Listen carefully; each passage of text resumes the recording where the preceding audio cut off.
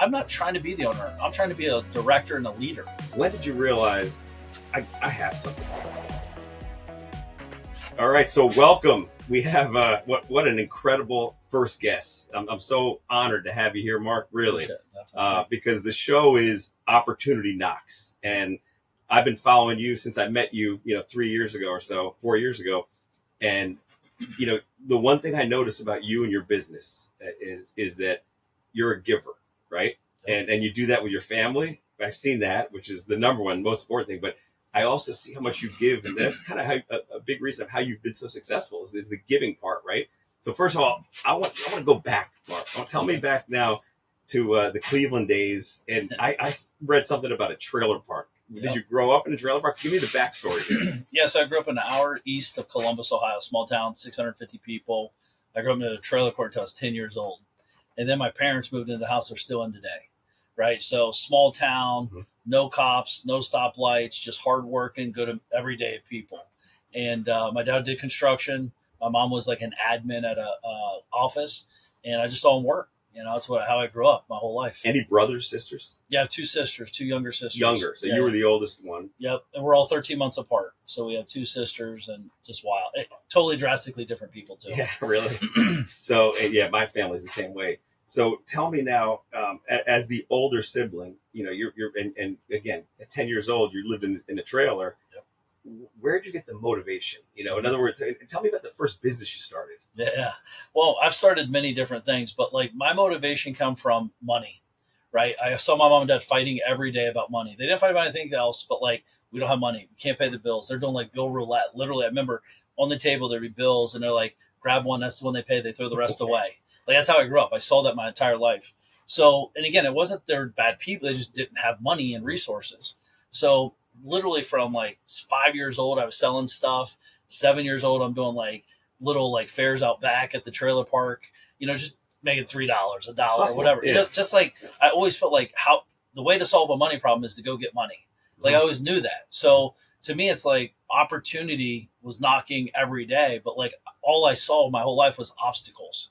But I didn't see the obstacle. I saw the opportunity in that obstacle, How did you do that, though? Because that's the biggest challenge, I think, with entrepreneurs or, anybody that's starting a business is they get knocked down and then they feel like, oh, it happened to me. God, they play the blame game or do this. Yeah. You're saying the opposite. And at such a young age, was it your dad that might have had that entrepreneurial side to him, even though he might have done the 9-to-5 job? Sure. Or a grandfather? Was somebody you learned from? Just very, entrepreneurial world. Like, back then when you're broke, you're very resourceful anyways. If you go to a third world country, everyone's an entrepreneur, True. So like they're selling bolts and nuts. I was in Haiti during one of the charity things we did. Everything's for sale. There's kids out there. It doesn't matter what age or what you look like or what you're just hustling. So I saw my dad do that. He's taking night jobs, day jobs, weekend jobs. Like he just had to put food on the table. So I've never been afraid of the work. When I saw that, though, I'm more afraid of what I knew, not what I didn't know. So like everyone's hustling and not having money, but like I'm like, okay, well, I don't want that. So I'm going to go figure out who do I need to become to get the money to solve this problem. Okay, that's great. So now you're what, probably 16, 17, I bet, when you started your first company? I know you did side hustles and stuff like that, but first time you got incorporated and actually started a business. Tell me about that. It was 2 days after high school. It was a seamless gutter company. This guy, Larry, in our hometown, he had this big 1978 box truck. And he's sitting there, like, it was sitting there. We drove by it every day to go to school. And literally just graduated high school. 2 days later, I stopped at his house and say, hey, my uncle wants to buy this. It's me, not my uncle. And because he was going to sell to a kid, right? So that's kind of how I thought. But I was like, I'm going to at least stop and see what happens. And he's like, yeah, I got in a bad car wreck. I can't climb ladders anymore. It's just sitting. And this company's been around for 15 years. I didn't even know what I was doing. And he's like, I'd sell for 50 grand. I'm like, I ain't got 50 grand. So the next day I come back and I'm like, hey, Larry, my uncle's not interested, but I'm interested. He's like, what will you pay? I'm like, what will you take? He's like, 25,000. I'm like, well, clearly I don't have 25 grand, but like, how much will you take down and will you finance me? He's like, yeah, give me 1,000 down, 287 a month for 5 years. That was it. And I took it over and off, started working. Literally so that day. When you came home and your parents, who they have these 9-to-5 steady jobs, and their son who just graduated high school says, I'm buying a business now. What did they must have been like, are you crazy, Mark? Yeah. Did they doubt you or were they like encouraging? Yeah, my parents were always cool. They knew I was different. Like in school, I hated school. I was a collaborator in high school. They called it cheating, unfortunately. Because in real life you need to collaborate. Like I realized as you get longer in the game, I need a good bookkeeper. I'm not a good, but I'm a good visionary. I'm not a good direct, like all these things. So my parents are like, "You're crazy, but that's what you do. Go, if you need help, let me know." So I actually had my aunt helping me sometimes, and my mom climbing ladders on the weekend. After they get done with, like, they just supported me and they would show up no matter what. What's interesting, what you just said is, I always saw you as a delegator. You use the word collaborate, and it's interesting because I and when I say delegate, I notice that you do a lot of different things, but and collaborate is the right word, but delegate, I'm so used to saying, oh, I'm gonna have this person do it. That delegate, collaborate is a team thing. Yeah. So that's interesting that you say that. So when you use that word collaborate versus delegate, are you saying it is because it's not just something you're pushing aside to somebody else? You're saying, no, we're going to do this together, but you're just going to do the. Yeah. At the end of the day, the team's only as strong as the weakest link. So if I'm delegating to someone that doesn't care about this big picture, it's just a job to them. I've always wanted people that want careers with me, not jobs. I get it. Certain parts of life, this is a journey, right? Initially, I wanted to be a business owner, hardcore, like I'm the boss, I'm the boss, I'm the boss. Now I'm like, I just want to be a great leader and lead leaders. I want to build people up. I want to teach them to be better leaders, have a better life, and then them teach leaders under them. And then we could build an amazing team. Like Tom Brady, he can't do what he does if he didn't have this great center, the great, the great tackle, the great guard, the great receivers, the great coach, the great owner. There's a spot for everybody. The question is, where's your spot? I watched the game last night. Unfortunately, the Dolphins lost that game, but Josh, what's his name? The quarterback for Buffalo, Josh. I don't know anything. Oh, you don't know? I'm so bad with sports. So anyway, the quarterback, I can't think of his name, but he got, when they interviewed him, he said, and they kept saying, "How did you do this?" And he said, "No, it's not me." He goes, "My offensive line blocked great." So he did exactly what you're saying, and he did it on national television to say, "I don't want to take the credit. This is my team. It's a team effort," and that's the key. So let's go back now to that gutter bit. By the way, I got to tell you a quick side story. So I was looking at the home service space, and I'm looking at houses, and I go, "Gosh, there's so many gutters." Now, up north in Ohio, there's a lot of leaves, and there's a lot of snow, and there's so gutter business probably a little bit more, but there's still homes that have gutters, and they need to be cleaned, and they need to be. Absolutely. And I've never had a gutter company come to me and say, I've never pitched on gutter business. I'm like, there's an opportunity there. Again, the show is Opportunity Knocks. So this is now you're a kid in high school, but you saw this truck that's been sitting there, and you said, there's an opportunity. Mm-hmm. And kudos to you for doing it at that age. Yep. But that's one example of how Opportunity Knocks and how Mark took advantage of that by doing that. But going back to the businesses, when I was looking at companies in here, I'm like, you know what? I'm looking to buy it. I'm like, eh. And then I said, I got a name for one. Ready? Gutter Done. Gutter Done. I like it. It's cool, right? It's a great name. Gutter Done. So I actually bought the domain. I'm like, and I was like, you know what? I'm going to build it. And then I started looking at it. I said, and maybe this was not the right mentality. You tell me. I'd love to get coached on you on this, but I made phone calls to business owners that were in the home service space. Okay. Everybody seemed frustrated. Yep. They said work, it's hard finding work. It's hard. And it was the complaining and a lot of negative. And then I said, now, if I bought this, am I going to just part of my mission is to build it so I could spend time with my family and go on vacations and do this. And, we did Italy for 3 months. And if you're an entrepreneur, you have the ability to do that. If I started this business, I said, maybe I'm going to lock myself in and I don't know if that's the right mentality, but so I stepped away from that. I said, I'm not going to buy that, but I do love the home service space. And that was the One Home Service, which is the technology to basically help automate and streamline the whole home service space. Yeah. But was I thinking small to not buy? Tell me what. One, when I hear a lot of people talk about the problems, I get excited because I know they're frustrated, they're overwhelmed. And not only that, a lot of people use words and they don't know what the word means. It's out of context. So, you and I, heart could be drastically different. Some people are like, I'm rich. What does rich mean? Mm-hmm. Because it could mean massive. Like you might be trying to be a billionaire. I'm trying to be 10 billion. Like there's no, what does it mean? Yeah. And I think the question is like, how big is the opportunity? Because if the opportunity is big enough, I just need to be, back to the sports analogy, I want to be the owner, not the operator. Mm-hmm. I want to be the owner, not the quarterback. So it's like, if I'm the owner and it's big enough opportunity, I could hire the Tom Brady. I could hire the Belichick. I could hire the right people to help me build this empire correctly, and then give them some phantom stock, give them opportunity on the upside. We forget as entrepreneurs that a lot of people are not visionary entrepreneurs. They're day-to-day operator entrepreneurs. You and I are cool to go on a 3-month trip. The average person, they just don't, one, they don't want to, and two, it's not fun to them. You know, we can like work and, you know, we can find how to do that. But if the company's big enough, I could hire someone for, you know, $300,000 a year SVP to operate the operations. And I'm just doing what I'm doing anyways from afar, anywhere. Would you say SVP? Yeah, senior vice president. Okay. I like to start off with SVP because then it gives them opportunity to become a COO and then ultimately CEO. If you say COO, now all of a sudden they add 150 grand to their and there's nowhere else to go. You went to the top. Yeah, and interesting. That's a problem in the industry. Like in all businesses, like everyone, like I don't really care about names, but people do. Yeah. So if you're like, yeah, you're the COO, it's like, where do I go from there? You know, they've tapped out day one, and none of that they cost more, and there's no need to do it out of the gate. But the opportunities are endless in the home service business. I mean, it's never going away, you know. And when I hear, by the way, these are all people you could potentially buy. The people that are frustrated, overwhelmed, you know. But also, like, are they running operations right? Are they an operations manager? Are they operations driven? Are they growth oriented? What's their exit strategy? The majority of these people have zero exit strategy. Their kids don't want it. Like there's no kid today that says, I can't wait to install HVAC, you know, ever. There's no kid saying that. Unfortunately, that's a problem. Yeah. So, you know, but these guys and gals are building these organizations without an exit. So they are frustrated. They're just working to work to do what? You know, in the little time we're spending together right now, one of the things you're really good at is you could put, you're motivating, very motivating, but you also put a vision by telling a story. Like you're really good at that. So as you were talking, I was like, I'm picturing how it's hard to do that.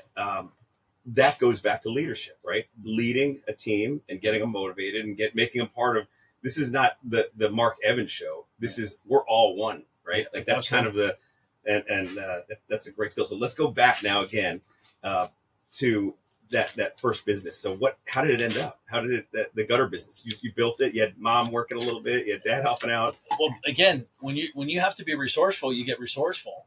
You know, there's nothing in my vocabulary that says quit. The only thing I'm going to quit is bad stuff, not good stuff. Things that serve me, not hurt me, kind of thing. So I literally built that up 6 months deep. I kept meeting this guy. He kept calling me, and I'm doing his gutters. Pulls up in a Porsche, smoking a cigarette. I'm like, what do you do? You know, we've been lied to saying curiosity kills the cat. Curiosity's made me wealthy. You know, I'm very curious of people, how they move, why they move. You're not scared to ask. No, because it's coming from a place of curiosity, not, you know, ego. It's not an ego thing. It's like, I genuinely am curious of, how did you do that? Yeah. Like we all need to get more curious, honestly. So, but I met this guy and he's like, I'm a real estate investor. I literally, in my head, I'm like, I'm a real estate investor. I'm going to be a real estate investor. I took every dime I had. It was $2,500 back then. I went to a 3-day seminar. This is TV days, by the way. This is not internet. And I saw this guy, Russ, in Cape Coral, make a phone call, and the lady sold the house over the phone. I said, I can do that. She didn't see what he looked like. Owner financing, no money down. But like she's just like, I'm divorcing. I'm done. I'm out. Take it. I don't want it. And I was like, all he did is make a phone call. The older people that came out, I'm 18. Yeah. The older people, and they're like, that's staged. And I'm like, huh? Like they saw the problem. They saw like it was staged. Being green is a good thing. It was not staged. You can't stage what happened there. So I went home and I got to work. I had to make money. So, you know, I just didn't quit. I just kept going. So you had that while the gutter business was still operating? Yeah, because I had to learn how to like make calls, connect with people. I literally used every dollar in the gutter company to go to the seminar. So I had to make money. So within the first 60 days, I did my first deal while I'm doing the gutters to be able to make the money, to get the coil stock so I could do the jobs. And I remember I made 15 grand on that deal with $1. And I was like, it's the biggest check I ever seen in my entire life, right? So I'm like, I don't even know what I'm doing. If I only did, imagine how big this could get. So I started making a plan of getting out of the gutter company. I still did construction though, because I was a rehabber, right? I did rehab, construction. Actually, in that time frame too, I bought a garage door company, started siding window, really started like pack it, because you're at the house and the lady's like, oh, can you do my bathroom? Yes. Hey, I need my roof done. Yes. Like, you know, it's just opportunity, right? Yeah. Opportunity is not, the truth is people are telling people opportunities for them to help them, and they say, "Oh yeah, no, I don't know, I'm good, I'm good." So they're just basically missing out on everywhere. It's happening everywhere. I'm guilty of that. Yeah, I could stop myself sometimes and say, wait, they asked me, and as an example, I have my real estate broker's license, and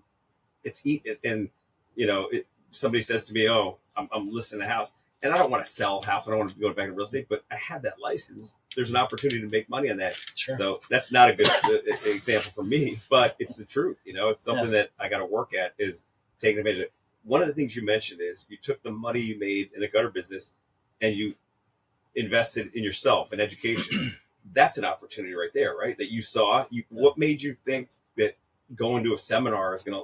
You obviously didn't know anything about it. Did that guy tell you Well, no. I mean, I think the first book I ever read my entire life was called Think and Grow Rich. I read it at 18. Actually, right before I turned 18. I never read any books in school ever. I just read enough to get past the test or whatever.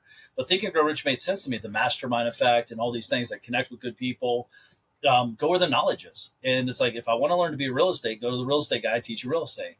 I can't, everyone I talk to, they're like, "You're crazy, go get a job. If it was so easy, why doesn't everyone do it?" And I'm like, they just don't know. I'm like, it's awesome. I love you guys, but I don't want what you have. I want what he has. It sounds douchey, but it's the truth. Yeah.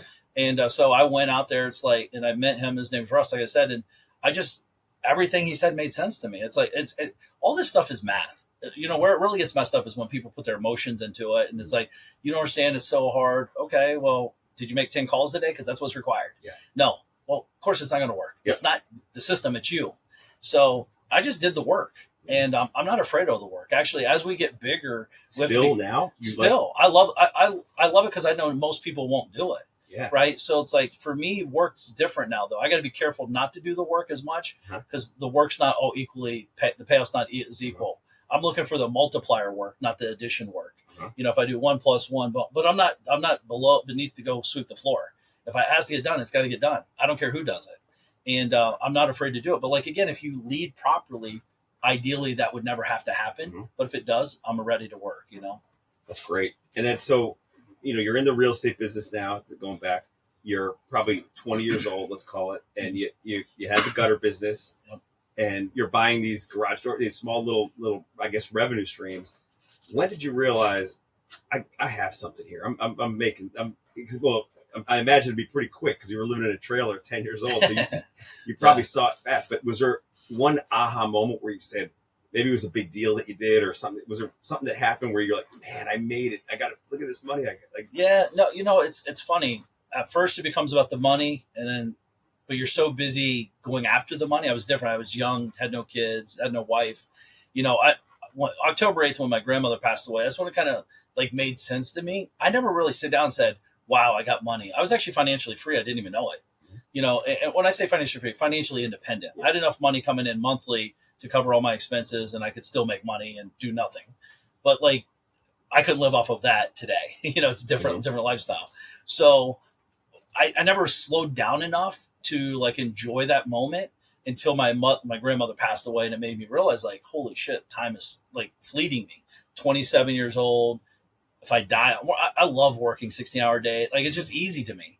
It's I want to accomplish goals. That's what I want to do. So, Lifestyle and the Rich and Famous for me was my social media.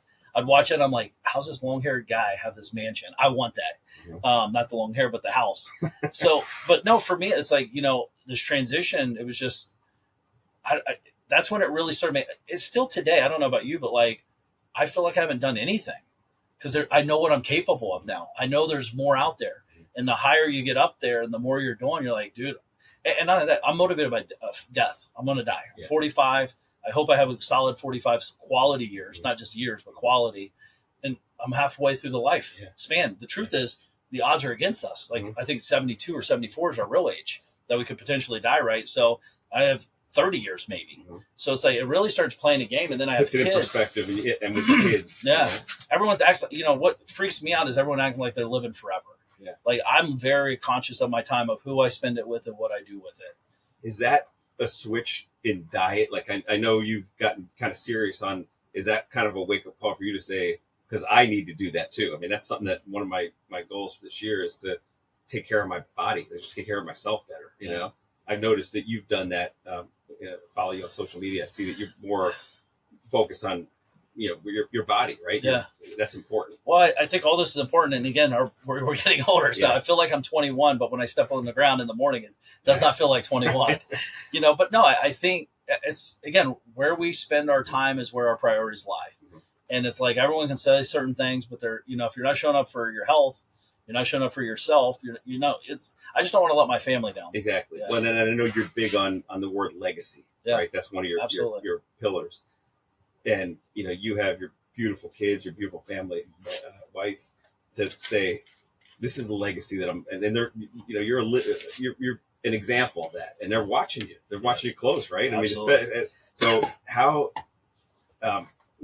how much does that play into your decisions in business of like, what Mark might think when he's 13 or 40, like, you know what I mean? Like, is that a big play? No, I think about it often. So I don't invest in certain categories like alcohol. I wouldn't invest because I haven't drinking over 2 years. Good for you, man. It's not that I'm against it. It's just, it's not, I don't think it serves me or the people. Yeah. Good so, and again, it's like, so I wouldn't invest in, I wouldn't invest in the cannabis business. Even listen, I think if people love it, like, it's awesome. It's just not, I don't want my kids like, oh, my dad's the biggest weed dealer. Oh, my dad's the biggest alcohol guy. I just don't think that serves where I'm going in my life. Not to say it's right or wrong. It's just me. Right. And I think that's another thing in the world. Like, it's cool. Social media, these micro clips are awesome. The problem is I think people are starving for long form content, quality content like this show. Like, they can actually hear the whole story. Because if you get up at 6 and I get up at 4, that doesn't mean yours is right or mine's wrong. It's just we're different. Exactly. Because you might go to bed 3 hours later. I might go to bed 3 hours later. Like, so I don't think people see these moments. They just see the clips. And it's like, if you pan out and you zoom out your lens, you can see the opportunity in the day and figure out what serves you, what in your day serves you. You might be a night owl. I'm not. If I'm not in bed by 10, nothing good happens. See, I'm the opposite. I can't go to sleep that early. And I feel like, the kids are asleep. Everybody's like, it's just quiet and it's just my time to do it. But the negative to that is if I'm up till 1 or 2, I might be eating at 1 or 2. Exactly. And it's like, this is not good. It's a cycle. Yeah. So it's like but it's interesting you say that, because a lot of times you hear these stories of athletes like Michael Jordan stuff. Oh, he's up at 5 a.m. every morning, but you don't necessarily have to. You might be that you work until 3 a.m. Exactly. And that's so it's part of what I'm doing with the show is the so Opportunity Knocks. Just to kind of give you a little background, I'd love to get your feedback on it. Is how I'm building businesses, 3 of them. So my goal is to do 12 for the year. Okay. So 3 every quarter. Wow. Right. And I'm going to say businesses, but really it's cash flow. I'm building cash flow. So one of those, and I'll tell you the 3, what those are. The first one is going to be what I know best and what I'm really good at, which is the content part, creating content. I had an SEO company, and I understand how important good content is that solves problems, right? So if you can be a resource to somebody, then that's what it is. So how I'm doing that is a company would hire me, and let's just say it's a lawyer, just for conversation. So a family lawyer, a defense lawyer, let's say, calls me. So much competition out there with defense lawyers. But what I do is I research. I use Neil Patel's tool that he has, which I think he recently bought that, which is Answer the Public. And that's one of the tools. Google Trends is awesome. I use a lot of these tools to identify what are the questions people are asking that you're looking, your ideal client profile, your ICP. What are they looking for, and how are they asking that question? And now you're going to answer that, and I'm going to be the facilitator. So all of it, instead of doing a podcast, I drive my Sprinter to their office. So it's really hard to scale this, I think. And if you could see something outside of that, I'd love to hear it. But because I'm using the Sprinter as the kind of the wow, like the Sprinter pulls into your office or your house or wherever you're at. And again, this is different than the Opportunity Knocks podcast. This is my part of it. It's all Opportunity Knocks part of the thing. But my part of it is I'm starting from nothing again, and when I say nothing, cash flow will provide coming in. Makes sense. So I'm going to do 3 businesses, and I'm going to fail. I know I'm going to fail. Sure. And I'm okay with that. Absolutely. I'm fine with that. But I don't want to, what I don't like about social media is sometimes you don't see that people are afraid to show the failing part because they're embarrassed or whatever. No. But I think it's going to be something that I'm proud of to say, hey, here's how I failed on this. and this is what I did wrong. Hopefully you learn from that. There's the like the value part that I'm giving. But I'm okay. And I'm okay failing on that. But here's what I learned from it. Here's what I did. And that's the goal. So the first one is, it's called Your Content Consultant. And I just take the sprinter to the business, and then they pay me an amount. I don't know the first couple months, because it's brand new. I'm going to charge $2,500, right? And I'm going to provide about 50 pieces of content. That'll include whatever platform they're on, whether it's TikTok, Instagram, Facebook, whatever platform. I'll put about 12 posts together from that Q&A that I did. Okay. I'll also do press release. I'll do the podcast, of course. We have the podcast, the audio part, and blogs. Nice. So I'll create blogs for them. So I package that up, and then I'll hand it to them.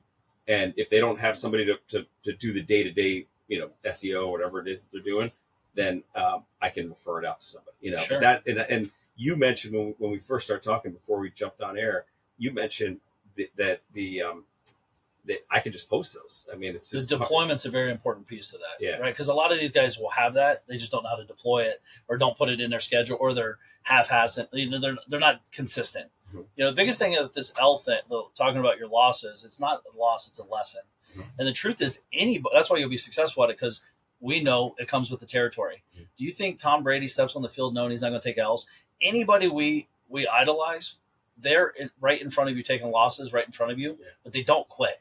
That's right. They're failing. They just failed. They didn't win the game. Well, are they failures, or did they fail? Let's use Tiger Woods as an example. Oh yeah, I mean it's he endless. Failed if you look at him 4 years ago, when he was at his rock bottom, everybody turned up. Yep. Sponsors. Everybody. I mean, he was at the lowest low. And if you look today, so that's something when I say overcoming objections, people look at Tiger as everything this, but he was getting beat. I mean, he was at a really dark place. Sure. I mean, with drugs and women, and I mean, he was just at a bad spot, and he turned it around, and people love the underdog, amazing. Right? Yes. They love seeing those stories of going from a trailer park and buying a gutter business. You build up. That's a feel good story. And it's a real story. Yeah, it's happening way more. Again, social media stripped this like it's all perfect every day.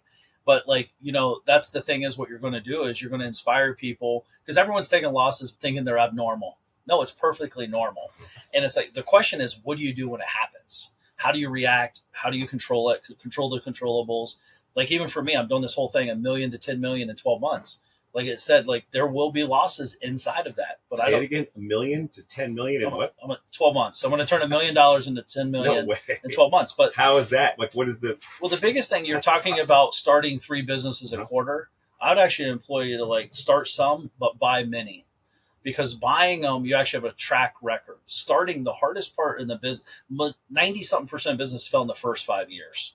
If I can buy a company that's 6, 7, 12 years deep, the failure rate goes down drastically, because it's already proven track record. Do you think buying 3? So again, this is my mentality, and maybe it's just thinking small. If I started or bought, forget start, because by the way, I read the book, Buy, Don't Build. I think it is. Buy, Don't Build. Build, not buy. Build, not buy. Yeah. Buy, not build. That's it. Yeah.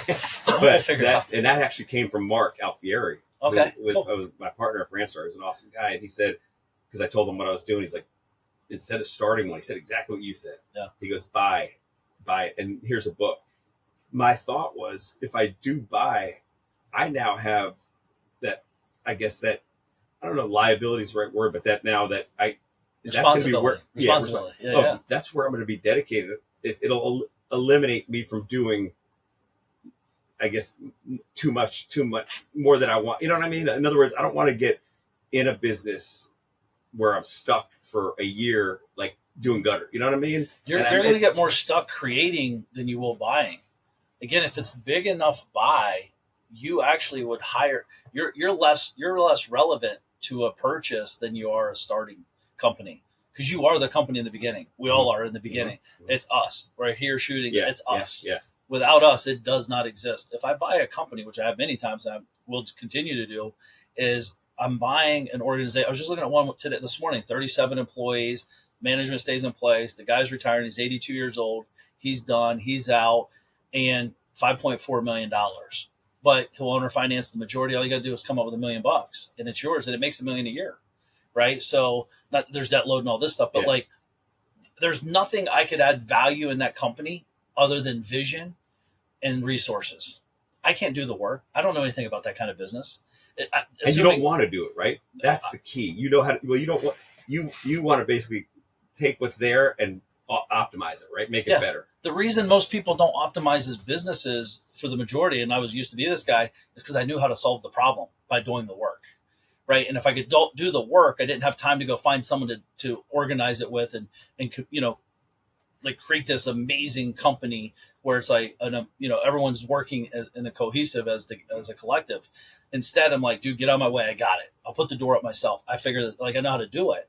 So when you're in the trenches so deep, that's why a lot of small mom and pops never get to the next level. It's because no one will do it as good as me.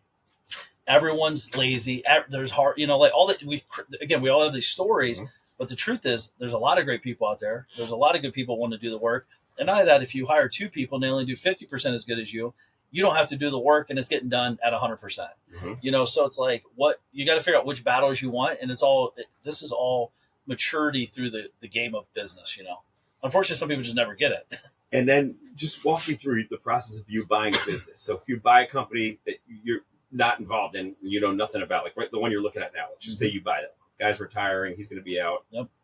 How much time are you going to dedicate yourself to that business? Because that's a big investment. $5 million. I mean, that's and do you get, because that's how I was thinking is I would have to be dedicated totally to that but to me, it sounds like it's not going to be, because you have a lot of other businesses too. Sure. So a business like that, the first 6 months might be 2 to 3 hours a month.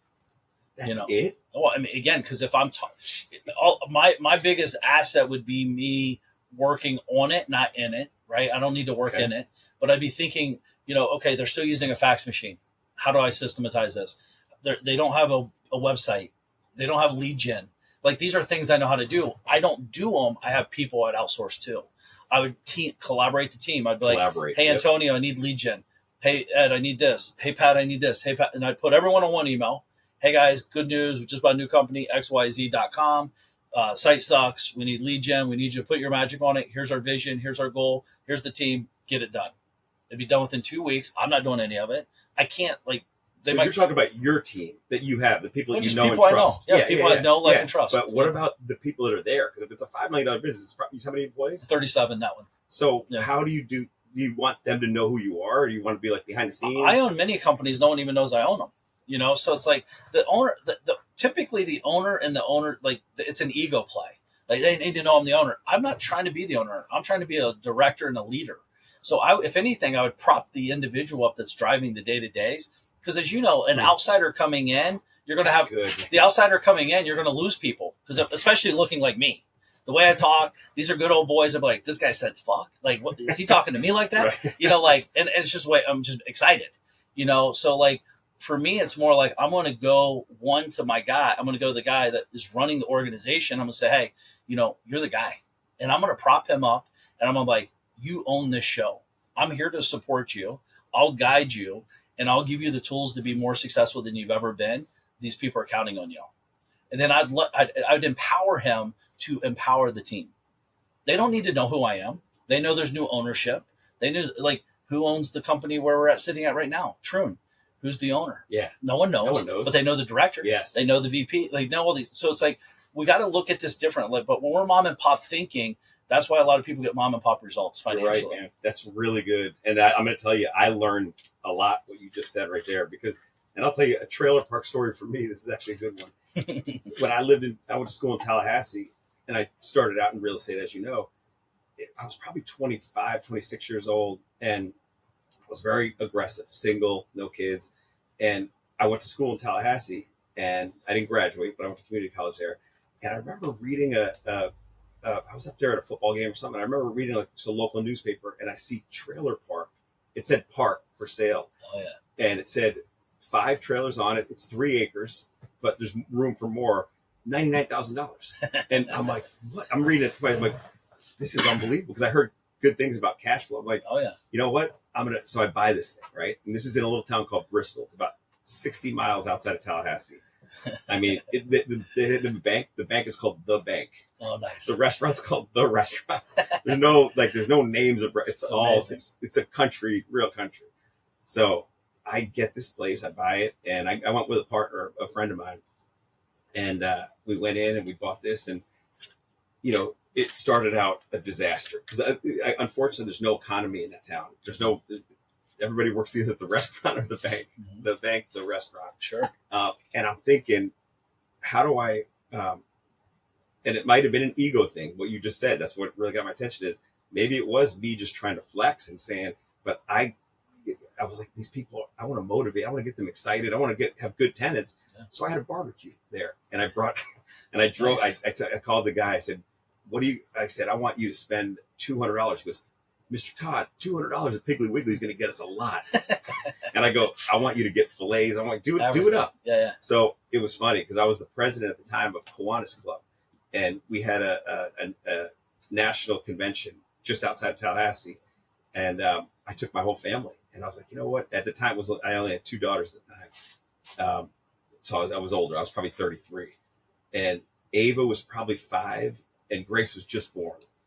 And I remember we had a Suburban. I drive a Suburban. I'm like, girls, you're going to see how it is in it's a trailer park. And I think I called it Patton Park. Okay. Again, nice. Yeah. feed into my ego. I was like, that's awesome. But I pulled it in, and I had this barbecue. So it's all set up. I had the guy flipping burgers, and I look over and I hear Nicole's like, "Where's Ava at?" I'm like, "No." And I look over, I hear, I look over, Ava's behind an ATV with a 16-year-old girl with a Marlboro Red. And Ash's coming behind. I'm like, and Nicole's freaking out. I go, "Nicole, don't they're kids." Yeah. In Parkland, you don't have that. But yeah. It was actually a good experience. But that was my trailer park story. That's awesome. But anyway, we're coming to an end here, and I just want to finish with today. Like, what are we doing today? You mentioned a million to 1 million. My goal. So, like everyone, again, I think long form content needs to be said. So people sharing the wins, the losses, the challenges, the obstacles, the win, all that good stuff. So I was sitting there thinking towards the new year, like, how do I take $1 million and turn it into 10 million on the side project? This is another project I got with everything else I got going on, but report back, do a weekly newsletter, share all the details, what I'm buying, what I did, what's working, what's not, how I see the moves, just share. So like an example would be this business that you looked at today. Not that anything happened to that, but is that something you'll basically talk about on like, hey, there's a company I looked at? Yeah. I mean, as you know, to turn $1 million to 10 million, it's like you have to be very conscious of the agenda. Like, I have to 10x the money in 12 months. So it's like I can't be looking to park money into 10%, a real estate deal for 10%, even though those are great deals. But like, this pot of money is designed to do something bigger. So it's a more aggressive fund strategy, right? If you will. So it's like, one, I've already done a deal inside this already. I think that alone will be worth the $10 million. The one deal, and I only put 20 grand in it. No it's way. wild. Yeah. What is it? Can you talk about it? Yeah. Well, again, it's in the agency space in high level lead gen. So I own lead gen companies. And this guy came to me in a lead gen environment that I'm not familiar with, but I understand the games and the dynamics. He's like, I have something, this company I've done stuff with does almost 100 million a year, blah, blah, blah, blah, blah. And he's like, I'm scared. I can't bankroll it and all that. And I'm like, I'm in. Like, this is what we need to do. What's funny, he used to work for me 8 years ago. And, again, it's why, to me, I'm in a relationship capital business just like you are. So it's like, listen, some people leave you, some people stay, some people are just in different journeys and timelines. And it's like, dude, good luck. If anything ever comes about, you're a good guy. I'd love to do something with you in the future. And now the future's came. He reached out to you. Yeah, it's happening. It started on the January 2nd. So it's already cranking, started generating revenue. So that's something, if somebody wants to follow that journey, they would just sign up for the news, I guess. Yeah, on the newsletter on the website, Mark Evans. You have a great website, by the way. I love it. Yeah, we got to grow. It's just the user experience is awesome. As you scroll down and see it's just a good, I'm so bad with that stuff. I've always been old school. My girl Izzy, she's not my girl. She's awesome. My buddy's wife, she's awesome designer and all that. She loves branding. That's your world, right? So, but it's at markevansdm.com, 10 million, /10 million. And they can subscribe. It's free. There's nothing to buy. All I'm going to do is just share content, just share high quality content to give them the big picture of all the crazy stuff we get to look at every day. That's awesome. And then the last thing I want to ask you is the you speak a lot. I know you're out, but do you have something like a class that you do yourself? Because I think that's a big part of learning and educating. Is there anything that you have now that or like a conference coming up or something where somebody could see you in action? Yeah, no, I usually do my birthday bash towards the end of June, early July. That's going to happen, I think, this year in Tennessee, in Nashville. But that's the only thing I really have on the schedule. I don't really try to do a lot of speaking. It's a lot of work, and you got to travel, and I take the fam with me, so it's take the kids out, whatever. But I have the thing, the DM Alliance. That's the day that it's a private group, $1,000 a month. What is it? It's $1,000 a month for the Dealmaker Alliance, and we're talking about deals. There's 130 people in there. We're talking, we're growing. You have 130 people? Yeah, it's amazing, man. It's awesome. Like literally any problem you have could be solved in that group, literally. And I mean, we have people in every industry, every category. It's wild. Is that a mastermind? Is that it's a mastermind. We meet weekly every Wednesday at noon for an hour. We meet twice a year in person. We're actually getting ready to meet at Marco Island this weekend, Sunday. Yeah, so like we get a big groups together. There'll be 120 adults and 40 something kids at that one. It's amazing, man. Jeez, that's cool. How long have you been doing that? February will be 2 years for that. So that's fairly new. Because again, how did you get to that many people? Well, again, I had pin up demand, right? I've been talking about it, want to help people, and it's like, they're just ready to go. It's good. Damn. Yeah. I want to talk about more about that, but I don't know if you hear that, Mark. Uh-oh. I think that's opportunity knocking. Every day. That's it, man. Every day. Hey, you gave us some incredible nuggets. This was awesome. Thank you, man. Appreciate you being my first guest, man. Appreciate you having me. Yeah. Awesome. You're the man. Thank you. Thank you, Mark. Yep.